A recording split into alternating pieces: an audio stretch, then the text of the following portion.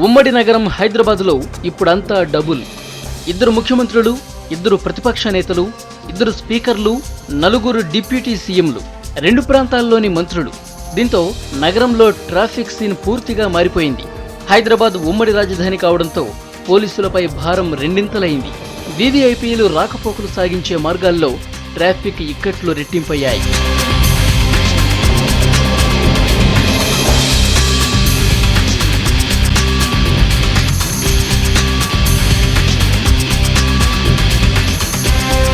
ఆంధ్రప్రదేశ్, తెలంగాణకు చెందిన అత్యంత ప్రముఖులంతా హైదరాబాదులోనే ఎక్కువగా ఉంటారు.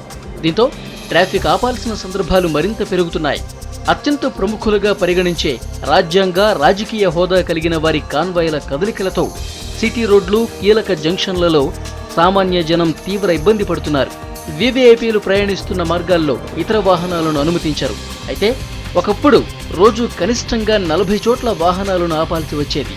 ప్రస్తుతం ఉమ్మడి రాజధానిలో పెరిగిన ప్రముఖుల కారణంగా ఈ సంఖ్య 80కి చేరింది.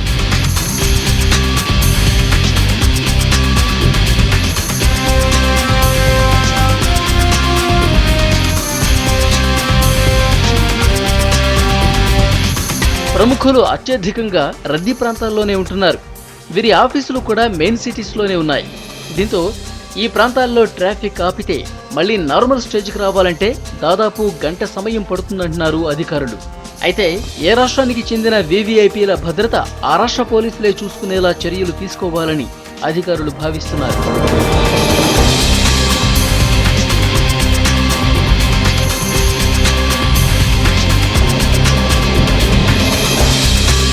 మొత్తానికి ఉమ్మడి రాష్ట్రంలో వీవీఐపీలు విపరీతంగా పెరగటంతో పోలీసులపై మోయలేని భారం పడుతోంది. దీనికి తోడు గంటల తరబడి ఆపుతున్న ట్రాఫిక్తో జనం తీవ్ర ఇబ్బంది పడుతున్నారు.